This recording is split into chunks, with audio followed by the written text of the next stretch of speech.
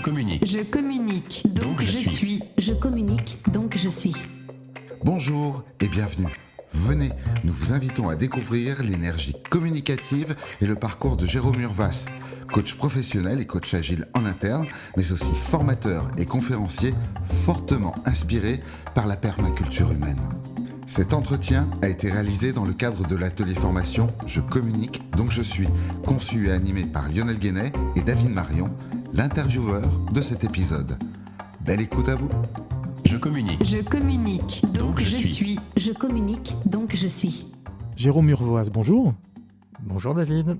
Alors, est-ce que vous pouvez nous expliquer le type d'accompagnement que vous proposez ?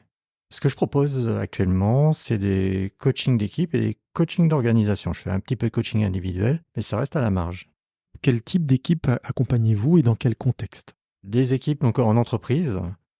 Je viens du monde du développement logiciel. Donc les 10 premières années de ma vie, effectivement, c'était très focalisé vers ce type d'équipe. Mais avec le temps, depuis une dizaine d'années, j'ai été amené à me diversifier donc, autour de différents domaines.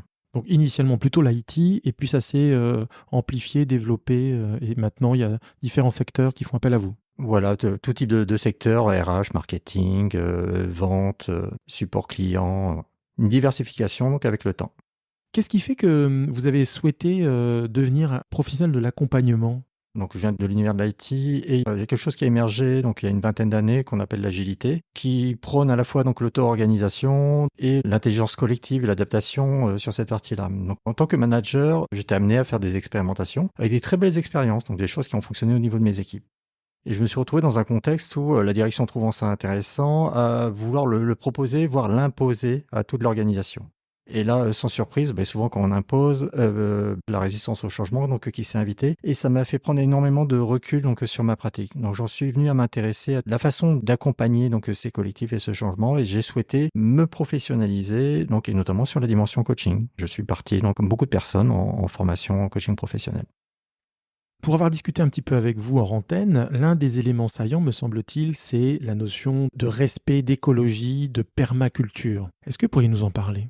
Effectivement, c'est une approche que je trouve vraiment vertueuse. C'est-à-dire donc les principes de la permaculture sous-jacents, il y en a 3 grands. C'est à la fois le respect des individus, donc le respect de l'environnement et de la planète, et une juste production donc de la valeur, une juste répartition. Pour moi, la notion donc de changement, elle est durable, c'est-à-dire elle s'inscrit donc dans la durée si tout le monde dans le système il trouve un intérêt, il trouve un point d'équilibre. Et en ça, la permaculture humaine, elle me paraît particulièrement bien adaptée donc à ces mécaniques de changement. En tout cas, si on souhaite avoir un changement qui est durable avec des choses qui ne soient pas dommageables pour les personnes ou les organisations. C'est-à-dire que c'est une sorte de boussole que vous suivez et que vous invitez vos clients à suivre. Comment ça se met en place concrètement ? Une boussole, on va parler d'une intention, donc une intention qui est de respecter les personnes et de faire avec les propres ressources de l'organisation, et pas plus et pas forcément moins. Comment ça se met en place? Ça va être très concrètement, la première des choses, on va être sur une phase d'observation, de voir quelles sont les forces, les faiblesses donc, de l'organisation et de les respecter. Au lieu de vouloir changer, calquer et imposer donc, un changement, l'idée c'est déjà de comprendre qu'est-ce qui est à disposition, comprendre quels sont les besoins donc, du système. Quelles sont les ressources du système? Quels sont les besoins qui sont juste à côté, ou les ressources qui sont juste à côté, pour pouvoir avoir des synergies. Et après, on va faire une installation donc progressive, donc basée sur un rythme qui soit durable, plutôt par ce qu'on appelle des petits pas. Une installation qui est progressive avec des temps d'ajustement, quelque chose qui va se faire en collectif, en sollicitant des personnes, et pas quelque chose qui va être cascadé par une direction. C'est vraiment donc une approche que je qualifierais de verticale, c'est de faire donc avec tout le monde. Vertical, c'est-à-dire dans le sens où on va travailler donc aussi bien avec les dirigeants qu'avec les gens qui y font. L'idée, c'est d'avoir un alignement sur cette partie-là. Et bien sûr, l'idée, c'est de mettre à contribution toute la dimension horizontale, c'est-à-dire que l'ensemble des acteurs ait voix au chapitre, c'est-à-dire dans la construction donc, d'une vision donc, partagée, et également donc, l'endroit où on veut aller donc, ensemble, mais également donc, dans l'espace des solutions. C'est construire ensemble les solutions. C'est pas que l'être humain ne veut pas changer, il veut pas qu'on lui impose un changement. C'est à partir du moment où lui-même donc, va le prescrire, déjà le premier bénéfice, c'est qu'il va proposer des choses qui sont réalisables. Les gens sont intelligents à partir du moment où ils comprennent donc, le système de contraintes qui s'applique à une organisation, il y a de fortes chances qu'ils arrivent eux-mêmes aux bonnes solutions. Après, il y a peut-être des freins donc, à travailler, des peurs, tout ça, ça se travaille en accompagnement. Mais là, l'idée, c'est d'être à l'écoute des personnes et de ensemble s'inscrire dans un changement, de faire avec. Oui, j'entends la notion de transformation écologique. Oui, exactement. Donc écologie, donc au sens respectueux à la fois donc des personnes, respectueux de l'environnement, avec une intention, une équité donc à avoir donc dans le partage de la charge ou le partage des bénéfices, pas au sens financier, mais en tout cas des bénéfices en termes de changement, C'est bien fait. des bienfaits. Ouais. Est-ce que vous auriez un exemple d'accompagnement que vous souhaiteriez peut-être détailler et qui pourrait être emblématique de votre pratique aujourd'hui? Oui, la première chose qui me vient en tête, ça part d'un fait. Dans beaucoup d'organisations, donc il y a un exercice annuel, qui est un exercice donc de convention, un groupe de 300 personnes. Comme chaque année, on refait l'exercice, on essaie d'être novateur, créatif, des petites vidéos et autres.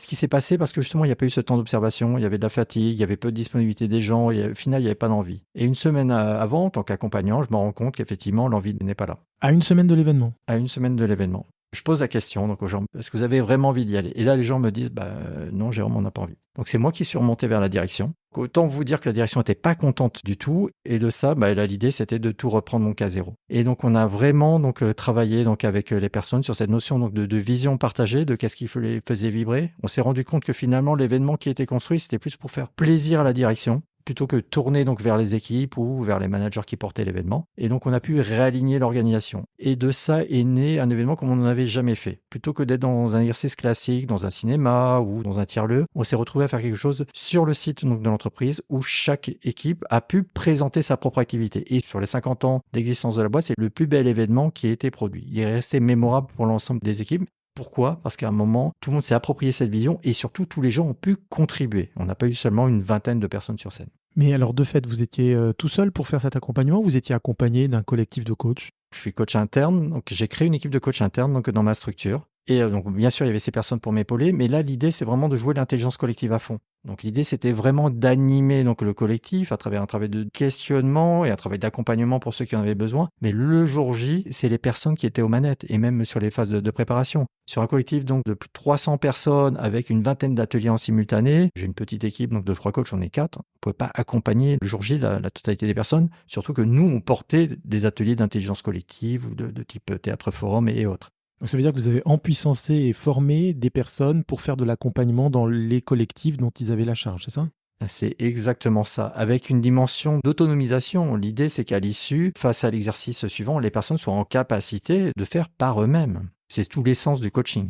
Et cet événement, c'est un événement récent? Juste avant le Covid, il y a un peu plus de 3 ans maintenant, et donc depuis, on a été amené à se réinventer, Covid oblige. En plus, je suis dans une structure donc, qui a pas mal grossi, donc même mon environnement de travail, il a changé. Donc là où avant, c'était très francophone. Aujourd'hui, je me trouve à travailler donc aussi bien avec des Américains que des Roumains, que des Indiens. Et là, ça nécessite de se réinventer. Et donc là, on va utiliser d'autres techniques pour mieux se comprendre, type facilitation graphique ou autre. Je vois que vous portez sur votre t-shirt la symbolique du colibri. Enfin, il me semble que le petit oiseau, c'est un colibri. C'est une symbolique qui est importante pour vous? Oui, c'est une symbolique qui est très importante. Donc, ça renvoie au petit conte donc, du colibri donc, dans la forêt. C'est un petit conte amérindien donc, où on se retrouve avec une forêt qui brûle. Réflexe naturel, c'est tout le monde fuit. Tous les animaux de la jungle partent dans la même direction. Il y a un tatou qui croise un petit colibri avec une goutte d'eau dans son bec qui fait le sens inverse. Et donc, il va vers les flammes. Et là, le tatou lui dit, mais que fais-tu, petit colibri? Enfin, pourquoi tu vas donc vers le feu? Tu risques d'être brûlé et puis tu es un petit peu ridicule avec ta goutte d'eau. Jamais, au grand jamais, tu ne réussiras à éteindre le feu. Et le petit colibri lui dit, je sais, mais je fais ma part. Cette parabole, elle renvoie donc à cette dimension où effectivement chacun on peut faire sa part, et notamment sur cette notion de changement durable, et ne pas se conformer à des changements qui sont poussés, qui sont cascadés. Également à cette dimension donc de petits pas. Alors effectivement, pris individuellement, le petit colibri avec sa petite goutte d'eau, il va rien faire. Mais si l'ensemble des animaux de la savane, à hauteur de leur capacité, peuvent ramener de l'eau, ensemble on peut avoir des grands changements. Et en tout cas des changements durables. En tout cas, c'est une conviction que j'ai, d'où effectivement le sweat que j'ai floqué avec un petit colibri. La focale d'attention sur le collectif et l'écologie vertueuse, ça semble très ancré dans vos valeurs. Est-ce que vous pourriez nous en dire quelques mots? Et effectivement, c'est ancré donc dans mes valeurs. Alors, c'est toujours plus facile, donc j'ai la chance d'avoir quelques cheveux blancs, donc bientôt 50 ans. Quand je me tourne vers mon passé, je me rends compte que c'est quelque chose qui a été prégnant tout au long de mon parcours. Ce que j'ai appris peut-être donc avec l'âge, c'est qu'il est vain donc de vouloir imposer donc des changements. On en a parlé donc au cours de l'entretien. Alors, de l'autre côté de mon sweat, j'ai une variation d'une citation de Tom Peters qui est « Le changement est une porte qui s'ouvre de l'intérieur ». Je pense que pour qu'il y ait un changement durable, il faut que ça vienne de l'intérieur des organisations, de l'intérieur des personnes. Ça, c'est quelque chose effectivement qui est prégnant pour moi en termes de valeur, qui est juste essentiel. Aujourd'hui, d'un point de vue éthique, déontologique, mais même plus d'un point de vue moral, je ne m'autorise plus à avoir ces changements contraints. Pourquoi? Par conviction et aussi parce que pour moi, de toute façon, c'est jamais durable, quoi. Alors vous le disiez tout à l'heure, Jérôme, vous êtes coach interne dans une structure. Est-ce que vous envisagez d'avoir une activité en parallèle pour déployer peut-être votre pratique dans d'autres organisations et peut-être est-ce le cas déjà d'ailleurs? Depuis une dizaine d'années, j'ai la chance de donner des conférences sur ces sujets, que ce soit la permaculture humaine, la confiance organisationnelle ou ce type de sujet. Donc du coup, j'ai été repéré par plusieurs structures où je vais faire des prestations de type formation ou de type coaching accompagnement, que ce soit pour l'école polytechnique ou le master de coaching professionnel, et ponctuellement en entreprise aussi. Pourquoi? Parce que c'est des thématiques qui résonnent. Je pense que c'est des thématiques qui sont dans l'air du temps, avec la montée de tout ce qui est RSE, d'une conscience sociétale autour de cette notion de changement durable, et juste de façon pragmatique, parce que ça fonctionne mieux que des changements imposés. Donc vous êtes plutôt dans une énergie de transmission, c'est ce que j'entends. Oui, la transmission, c'est ce qui caractérise mon parcours tout au long de ma vie. Très très jeune, je me suis retrouvé pour financer mes études à faire du tutorat. À l'armée, j'étais assistant de promotion sociale, je donnais des cours, je faisais une insertion professionnelle.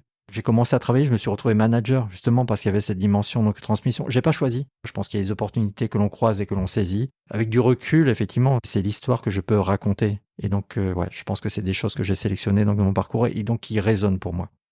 Jérôme, vous parliez à l'instant finalement du fait qu'un certain nombre de changements dans votre vie professionnelle sont venus à vous, plus que vous n'ayez eu à aller les chercher. Qu'est-ce qui fait que vous avez choisi de faire de la facilitation d'intelligence collective, de l'agilité, puis du coaching? Je pense qu'il y a une valeur qui m'anime. Alors, au-delà de tout ce qui est échange et partage, c'est cette dimension de grandir et de faire grandir. Très jeune, j'ai été beaucoup attiré par les sports collectifs sans savoir forcément pourquoi. Et je pense que c'est ce que je retrouvais dans le sport que je retrouvais plus tard dans le monde de l'entreprise. C'est-à-dire ces moments de flow et de synergie qu'on peut trouver au sein d'un collectif. Quand on réussit à créer à la fois ce cocon, cette confiance, cet alignement des équipes où tout le monde va apporter sa pierre à l'édifice. Ça renvoie à la systémie. C'est Vincent Lénard qui utilise la métaphore du mur que l'on construit. Il y a deux façons de construire un mur. C'est avec des parpaings qui sont très réguliers ou construire un mur avec des moellons que l'on trouve. Je ne sais pas si vous avez vécu l'expérience. Moi, ça m'est arrivé. J'ai fait de la maçonnerie en pierre. On va prendre les pierres de toute taille. Et ce qui est surprenant, c'est qu'on arrive à construire de très beaux murs que droits sur cette partie-là en faisant avec les aspérités et les spécificités de chacun. Et je pense que c'est ça que je retrouve aujourd'hui dans ma pratique. C'est ça qui fait que je choisis aujourd'hui d'exercer avec des collectifs pour construire ces ouvrages avec des individus différents qui peuvent exercer leurs propres spécificités. Donc vous aidez les collectifs finalement à faire cohabiter ensemble les singularités de chacun. Ouais, et en tirer la quintessence. C'est-à-dire que chacun puisse exercer effectivement sa singularité au service d'un objectif et d'un bien commun. Peut-être une dernière question, nous sommes fin 2023 ou quasiment. Qu'est-ce que nous pouvons vous souhaiter par rapport à l'année qui arrive ? J'ai envie de dire beaucoup de transitions durables, c'est respectueuse à la fois des personnes, des moyens, des entreprises, des équipes que j'accompagne, et également du plaisir tout simplement sur cette partie-là. J'ai la chance de faire un métier vocation, de pouvoir continuer à exercer ce métier avec de très belles rencontres, parce que je crois à la rencontre et l'ouverture. Beaucoup d'intelligence collective. Il y a beaucoup de choses, une longue liste au Père Noël. Ok, merci Jérôme en tout cas pour ce partage et longue vie à votre approche et à votre pratique. Merci David. Je communique, donc je suis. Je communique, donc je suis.